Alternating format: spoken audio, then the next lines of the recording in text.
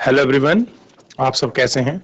मैं उम्मीद करता हूं कि बहुत अच्छे होंगे और अपनी पढ़ाई को बहुत अच्छे से कर रहे होंगे। मैं Akash Kumar Bhadana ICT virtual classroom में आपका बहुत बहुत स्वागत करता हूं मेरे प्यारे बच्चों।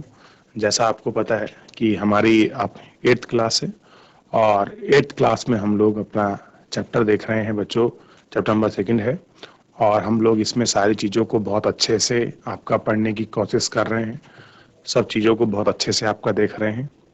एक लेक्चर अभी तक हमारा हुआ है और इसमें अगर कोई भी आपको डाउट बनता है, कोई भी आपका कमेंट है, कोई प्रश्न है, तो आप मुझसे लाइव जुड़कर चैट के माध्यम से आप अपनी क्वेरी को, आप अपने प्रश्न को, अपने डाउट को मुझसे पूछ सकते हैं। कोई भी स्कूल का कोई भी बच्चा। चलिए तो हम चलते हैं सीधा डिजिटल बोर्ड की तरफ। देखिए, चैप्टर हमारे समक्ष है और सबसे पहले हम लोग चैप्टर की मानते हैं कि चैप्टर जो हम लोग आपका देख रहे थे बच्चों, पता होना चाहिए आपको। देखिए, सबसे पहले हम लोग पहुंचे थे भूमि, मृदा, जल, प्राकृतिक, वनस्पति और वन्यजीव संसाधन, चैप्टर नंबर 2 जो मैंने आपको बताया था। इसी को हम लोग आपका देख रहे थे। ठीक, तो इसी के अंतर्गत हम लोग देखते हुए हमने भूमि के विषय में पढ़ा। भूमि क्या है, किस तरह की चीजें हैं, इन सभी को हम लोगों ने आपका बात किया। ठीक है, और इनको आपका समझने का जो है, इनको आपका प्रयास किया। ठीक है, दूसरा देखिए, भूमि का उपयोग विभिन्न कार्यों के लिए किया जाता है, ये भी हमने देखा। उपयोग के विषय में हम लोगों ने पूरी बात की। इसके बाद हम लोगों ने देखा भूमि संसाधन का संरक्षण हमने विषय में पढ़ा। मृदा को हमने देखा। ठीक है, और मृदा के बाद मृदा निर्माण के कारक को हमने पढ़ा। मृदा का निम्नीकरण और संरक्षण के जो उपाय हैं उनको हमने देखा। जो वेदिका फार्म है उसको हमने पढ़ा। समुच्चय खेड़ी जुताई उसको हमने देखा। रक्षक मेघला को हमने पढ़ा। समूह स्तर रेखीय जो रोधिकाएं हैं इसको हम लोग आपका आज आपका पढ़ना जो है प्रारंभ करेंगे। वैसे मैं ये भी आपको बता चुका था। ठीक है, फिर हमने जल की, यहाँ तक हम लोग इसमें देख चुके थे। चलिए हम क्या करते हैं, एक बार कोई नहीं, थोड़ा सा चलते हैं ऊपर से और इसको आपका समझने का प्रयास करते हैं। चलिए देखते हैं। इसलिए अलवणीय जल पृथ्वी का सबसे महत्वपूर्ण आपका मूल्यवान पदार्थ है। कह रहे जो अलवणीय जल है, जो खारा नहीं है, जो खारा जल नहीं है, वो क्या है हमारे लिए बहुत आपका महत्वपूर्ण है। ये हमको समझना चाहिए। पृथ्वी पर जल ना बढ़ाया जा सकता है और ना ही घटाया जा सकता है। यानी कि जल को हम ना तो बढ़ा सकते हैं और जल को ना ही हम आपका घटाया जा सकता है। इसकी कुल मात्रा स्थिर रहती है। इसकी प्रचुरता में विविधता प्रतीत होती है क्योंकि यह बाष्पीकरण, वर्षा और बहाव की प्रक्रियाओं द्वारा महासागरों, भूमि और पुनः महासागरों द्वारा चक्रण द्वारा निरंतर गतिशील है। जैसा कि आप जानते हैं कि इसे जल चक्र कहते हैं। मनुष्य जल की बढ़ती मात्रा का उपयोग न केवल पीने और धुलाई के लिए ही में करता है, वरना उत्पादन की प्रक्रिया में भी करता है। जल कृषि, उद्योग, बांधों के जलाशयों के माध्यम से विद्युत उत्पादन करने में भी प्रयोग किया जाता है। जल स्रोत के सूखने अथवा जल प्रदूषकों के कारक अलवणीय जल की आपूर्ति की कमी में मुख्य कारक बढ़ती जनसंख्या, भोजन और नकदी फसलों की बढ़ती मांग, बढ़ती नगरीकरण और बेहतर जीवन होता है। क्या होता है? ये सारी चीजें क्या होती हैं, इसके अंतर्गत आपका होती है। जल की उपलब्धता की समस्या, कि जल जो है इसकी उपलब्धता में क्या है, क्या समस्या है, हमको इसमें आपका देखना है। किस प्रकार आपका जो जल की उपलब्धता है वो आपकी बनी हुई है और इसको हमको गौर करना है। विश्व के कई प्रदेशों में जल की कमी है। अधिकांश अफ्रीका, पश्चिमी एशिया, दक्षिणी एशिया, पश्चिमी संयुक्त राज्य अमेरिका के भाग, उत्तर पश्चिमी मैक्सिको, दक्षिण अमेरिका के भाग, पूर्व अटलांटिक की अलवणीय जल की आपूर्ति का सामना कर रहे हैं। ये देश ऐसे जलवायु प्रदेश में स्थित हैं जहां अक्सर सूखा पड़ता है। उसमें जलाभाव की अधिक समस्या बनी रहती है। इस प्रकार जल का अभाव मौसमिक और वार्षिक वर्षण में विविधता के परिणाम स्वरूप हो सकता है, अथवा अति उपयोग जल स्रोत के सुदूर के कारण भी जल का अभाव हो सकता है। क्या सकता है कि आपको जल है उसका जो अभाव है वो हो सकता है। जल संसाधनों का संरक्षण, कह रहे जो जल है उन जल संसाधनों का संरक्षण के विषय में अगर हम लोग बात करें, थोड़ा देखिएगा। आज के विश्व में शुद्ध और पर्याप्त जल स्रोत का पहुंचना एक बड़ी समस्या बन गया है।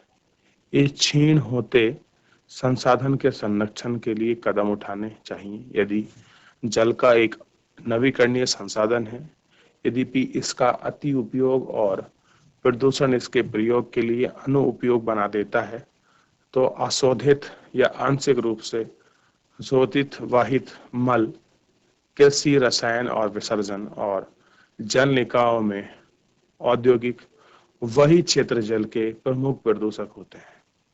इनमें शामिल नाइट्रेट धातु और पेटकालीन जल को प्रदूषित कर देते हैं। इसमें अधिकांश समय रसायन अजैव निम्नीकरण के होने वाले जल मानव में पहुंचते हैं। इनको प्रदूषक जल निकायों में छोड़ने से पूर्व वाहिकाओं का उपयोग विधि में शोषित करके जल का पूर्व नियंत्रण किया जाता है। वन और अन्य वनस्पति अवधारणीय प्रवाह को मत करते हैं और भूमिगत जल को पुनः बोरित करते हैं। जल संग्रहण पृष्ठीय प्रभाव को बचाने से दूसरी विधि है। जल रिसाव को कम करने के लिए खेतों को सिंचित करने वाली नहरों को ठीक से पक्का करना चाहिए। रिसाव और बाष्पीकृत होने वाली जल क्षति को रोकने के लिए स्प्रिंकलरों से सिंचाई करना भी अधिक प्रभावित है। बाष्पीकरण की दर वाले शुष्क प्रदेशों में सिंचाई की ड्रिप अथवा टपकन विधि बहुत उपयोगी है। सिंचाई की इन विधियों को अपनाकर बहुमूल्य जल संसाधन को संरक्षित किया जाता है। कह रही ये सारी विधि हैं, इन सारी विधि को अपनाकर हम लोग क्या करते हैं, बहुमूल्य जल संसाधन को हम लोग आपका सुरक्षित करते हैं।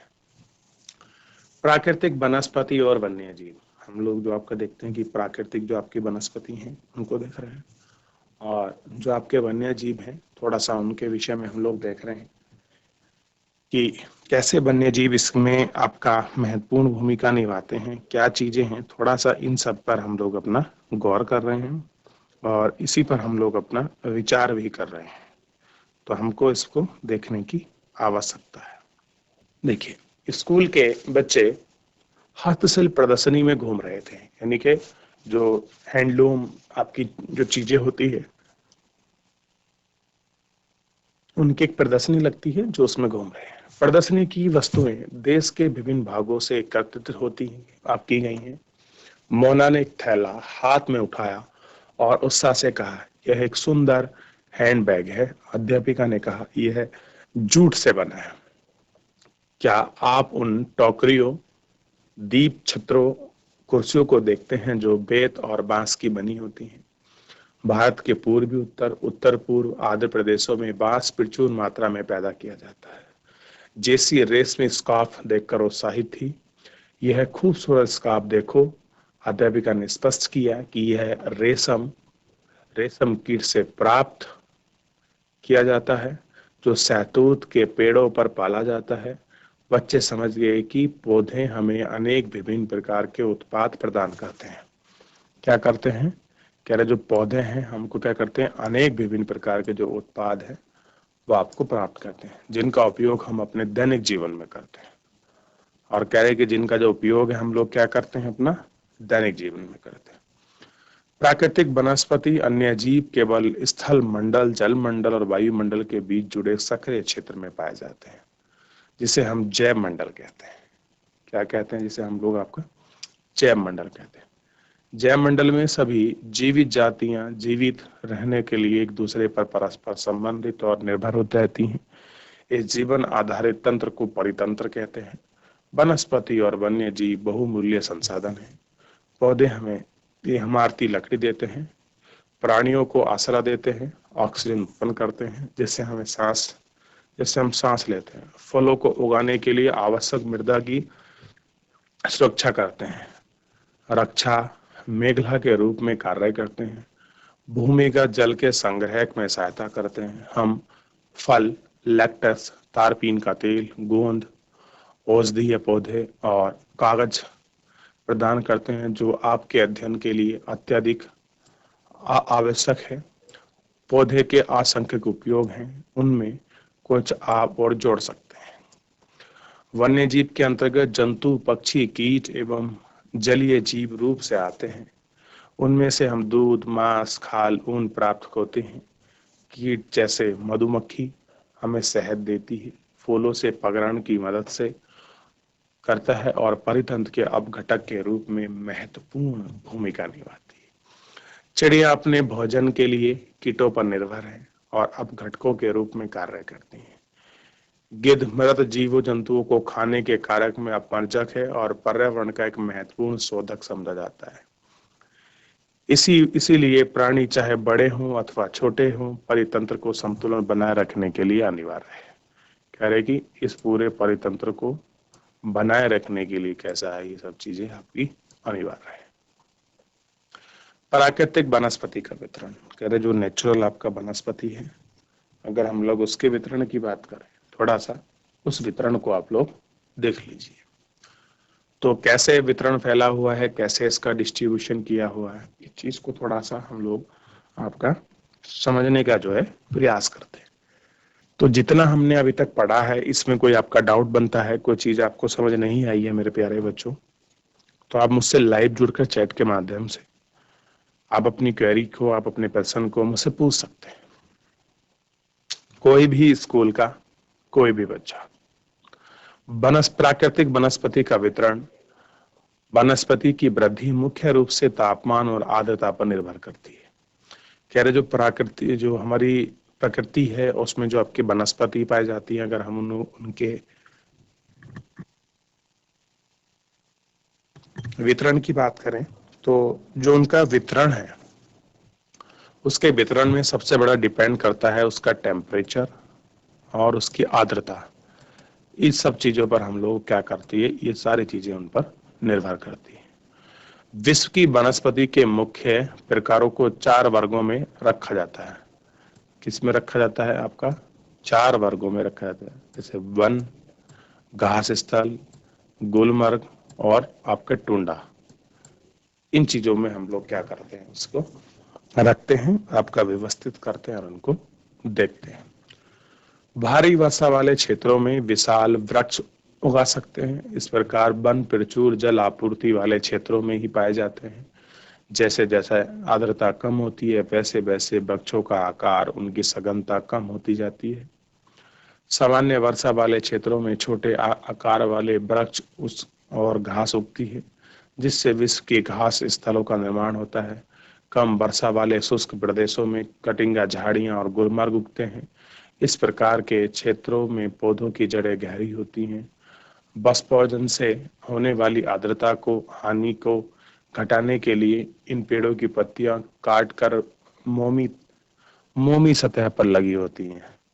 सतह ध्रुवीय प्रदेशों में टुंड्रा में वनस्पति मांस और लाइकेन सम्मिलित है। कह रहे ये ऐसे पौधे हैं जो आपका शीतकालीन जो आपकी वनस्पति हैं, उनमें ये सारी चीजें पाई जाती हैं। पिछली 2 शताब्दियों में विश्व में जितने लोग थे, इसी समय उन्हीं कहीं अधिक हैं। बढ़ती जनसंख्या के पोषक के लिए फसलों को उगाने के लिए वनों की विशाल क्षेत्रों से वृक्ष काट लिया जाता है। विश्व भर में वनों का आवरण तेजी से समाप्त हो रहा है। इसे बहुमूल्य संसाधन को तुरंत आवश्यक है। करेंगे जो बहुमूल्य संसाधन है उनका संरक्षण कैसा है, तुरंत ही कैसा है, आवश्यक है। प्राकृतिक वनस्पति और वन्य जीव का संरक्षण, कह रहे जो प्राकृतिक वनस्पति है और जो आपका वन्य जीव का संरक्षण है, उनको थोड़ा सा एक बार आपका देख लीजिए और आपका समझ लीजिए। हमारी संपदा है, पौधे जंतुओं को आश्रय प्रदान करते हैं और साथ ही परितंत्र को भी अनुरक्षित रखते हैं। जलवायु में परिवर्तन और मानव हस्तक्षेप के कारण पौधे और जंतुओं के प्राकृतिक आवास नष्ट हो सकते हैं। बहुत सी जातियां असुरक्षित अथवा संकटापन्न है और कुछ लुप्त होने के कगार पर है। वनोन्मूलन, मृदा अपरदन, निर्माण कार्य, दावा नल, भूस्खलन में से कुछ मानव और प्राकृतिक कारक हैं। कह रहे कुछ ऐसे आपके जो ह्यूमन फैक्टर हैं, जैसे आपका वन काटे जा रहे हैं, मिट्टी का अपरदन हो रहा है, निर्माण कार्य हो रहे हैं, जंगलों में आग लगाई जाती हैं, और भूस्खलन भी कहीं ना कहीं जो चीजें हैं वो ये सब कुछ आपके प्राकृतिक कारण हैं और कुछ आपके मानवीय जनित कारण है। तो दोनों फैक्टर ही सम्मिलित है जो मिलकर इन महत्वपूर्ण प्राकृतिक संसाधनों के लुप्त होने की प्रक्रिया में बढ़ावा देते हैं। आज की मुख्य चिंता में से एक अनाधिकारी शिकार करने की संख्या बढ़ रहे हैं, जिससे कुछ खास प्रजातियों की संख्या में तेजी से कमी आई है। पशु खाल, चमड़ा, नाखून, दांत और पंखों के साथ साथ सींगों को एकत्रीकरण गैर कानूनी व्यापारी जंतु के अनाधिकार शिकार कर गए। इनमें से कुछ जंतु चीता, शेर, हाथी, ब्लैकंग, मच्छर, दरियाई घोड़ा, हिम तेंदुआ, शतरमुर्ग और मोर है। इनका संरक्षण जागरूकता बढ़ाकर कर दिया गया है। कैसा हो गया है कि इनका जो संरक्षण है वो आपका जागरूकता बढ़ाकर कर दिया गया है। राष्ट्रीय उद्यान, वन्यजीव अभ्यारण्य, जैव मंडल निश्चय हमारी प्राकृतिक वनस्पति और वन्यजीव को सुरक्षित रखने के लिए बनाए जाते हैं। सक्रिय घाटी, झीलों और आर्द्रता का संरक्षण मूल्यवान संसाधन नष्ट होने से। यदि प्रजातियों की अपेक्षा संख्या को भंग न किया जाए तो पर्यावरण में संतुलन बना रहता है। अगर हम लोग इन चीजों को आपका ना करें, ना देखें, तो जो पर्यावरण है वो आपका बैलेंस आपका बना रहता है। विश्व के अनेक भागों में मनुष्य ने अपने क्रियाकलापों से अनेक प्रजातियों के प्राकृतिक आवास में उथल पुथल कर दी गई है। अनेक पक्षियों और जीवों की धुआंधार शिकारी के कारण ये तो विलुप्त हो गए हैं और विलुप्त होने के कगार पर हैं। प्रादेशिक और सामुदायिक स्तर पर जागरूकता कार्यक्रम जैसे सामाजिक वानिकी वनो महोत्सव को प्रोत्साहन करना है। स्कूल के बच्चों को पक्षी देखने प्राकृतिक कैंपों में जाने के लिए प्रोत्साहन करना चाहिए, ताकि वे विविधता जातियों के निवास का अवलोकन कर सकें। क्या कर सकें? विविधता की जो जातियां हैं उन सब का क्या कर सकें? अवलोकन कर सकें। हमको आपके वन महोत्सव को करना चाहिए। बच्चों को प्राकृतिक और नेचुरल जो आपके टूर हैं इनके लिए प्रोत्साहन करना चाहिए, ताकि इन सारी चीजों को देख सकें। बहुत से देश पक्षी और पशु को मारने और उनके व्यापार करने के विरुद्ध हैं। भारत में शेरों, चीतों, हिरण, भारतीय सारंग और मोर को मारना अवैध है। कैसे है कि शेर को मारे, चीता मारे, हिरण मार रहे, इन सबको जो मार रहे हैं और इनको मारना कैसा है? अवैध है। ठीक, ये आपको ध्यान रखना है। एक अंतरराष्ट्रीय परिपाटी CITES यानी कि convention on international trade in organic species and wildlife, fauna and flora की स्थापना की गई, जिससे प्राणियों और पक्षी की अनेक जातियों की सूची तैयार की गई है। इस सूची में दिए गए पक्षियों और प्राणियों के व्यापार करने पर प्रतिबंध लगाया गया है। पौधों और प्राणियों का संरक्षण प्रत्येक नागरिक की नैतिक कर्तव्य है। क्या है? इनका एक आपका नैतिक कर्तव्य है। आप काजीरंगा उद्यान में हाथियों का झुंड देख लीजिए। क्या देख लीजिए? हाथियों का जो झुंड है उसको आपका एक बार देख लीजिए। ठीक। The convention of international trade in injured species and wild फेनो एंड फेरल सरकार के बीच एक अंतर्राष्ट्रीय समझौता है। इसका उद्देश्य यह सुनिश्चित करना है कि वन्य जीव और पौधों के नमूनों के अंतर्राष्ट्रीय व्यापार के जीवन में खतरा है। मोटे मोटे तौर पर पशुओं की 5000 जातियां और पौधों की 28,000 जातियां संरक्षित हैं। भालू, डॉल्फिन, कैटरस, पवाल और कर्डिंग एलोरा कुछ इसके क्या हैं? एग्जाम्पल्स हैं। क्या हैं? कुछ इसके एग्जाम्पल हैं और इनको हमको देना चाहिए। ठीक, और इसको आपका समझना भी चाहिए। तो आप इसके आंसर्स को आप लोग देख लीजिए। जैसे पहला प्रश्न ये आपको मिलेगा, ठीक, कि मृदा के निर्माण के लिए उत्तरदायी दो महत्वपूर्ण कारक कौन से हैं। इसको अगर आप लोग देखेंगे तो आपको समझ आएगा। फिलहाल जितना पढ़ा है इसमें से कोई डाउट है तो आप मुझसे पूछ सकते हैं मेरे प्यारे बच्चों। कोई भी आपको डाउट है, कोई भी आपको कमेंट है, इसमें आप मुझसे पूछ सकते हैं, आप मुझे बता सकते हैं, ठीक। किसी भी स्कूल का कोई भी बच्चा। चलिए ध्यान दें, देखिए थोड़ा सा आपको ध्यान देना होगा इसमें, मैं आपको बता दूं, क्योंकि इसमें थोड़ा ध्यान देने की वजह थोड़ा ये है बच्चों कि देखिए जो हम लोग आपको प्रश्न करेंगे उनको हम लोग देखते चलेंगे एक एक। जैसे मैं अगर पहले प्रश्न की ही बात करूं कि मृदा के निर्माण के लिए दो प्रमुख जलवायु कारक कौन से हैं, ये दो फैक्टर को हमको देखना है, ठीक है। इस फैक्टर को देखना, तो अगर इस फैक्टर की मैं आपका बात करूं रेंडमी, तो आपको समझ आएगा। तो मैं सीधा क्या लिख रहा हूं कि जो आंसर है फर्स्ट प्रश्न का, इसका, इस वाले प्रश्न का मैं सीधा आपको आंसर दे रहा हूं, क्योंकि प्रश्न आप इसको नोट कर लीजिए।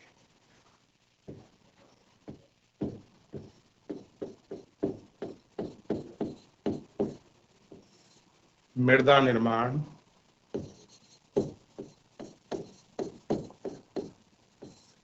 के लिए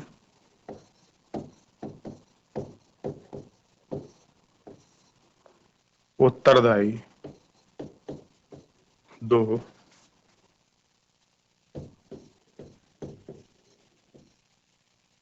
मुख्य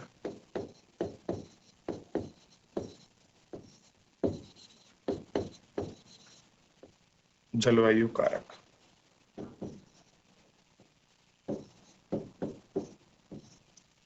पहला है वर्षा और दूसरा है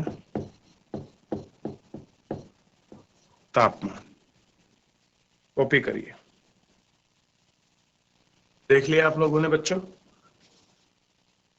चलिए अगले प्रश्न पर ध्यान दीजिए।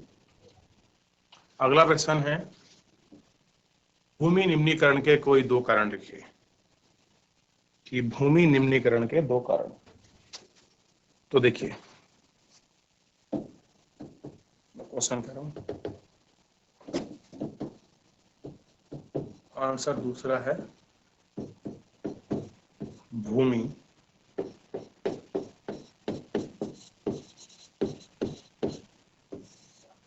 निम्नीकरण के कारण। क्या को देखिए,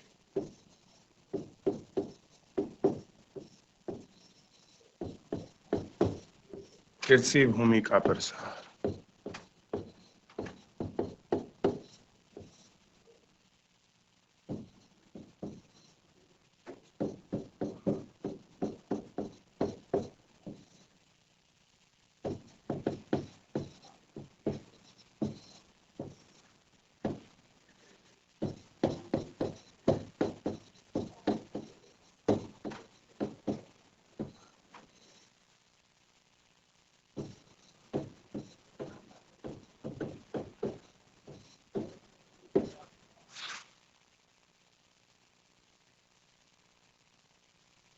दो ही कारण पूछे थे। चलो तीसरा दे देता हूं।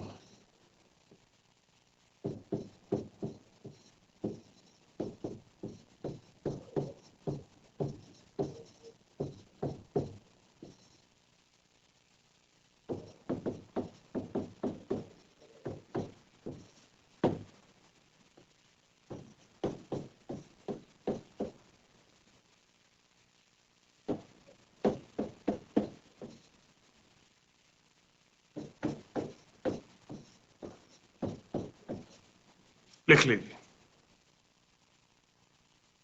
हो गया बच्चों कॉपी आप सभी का। चलिए ठीक है, ध्यान रखिए।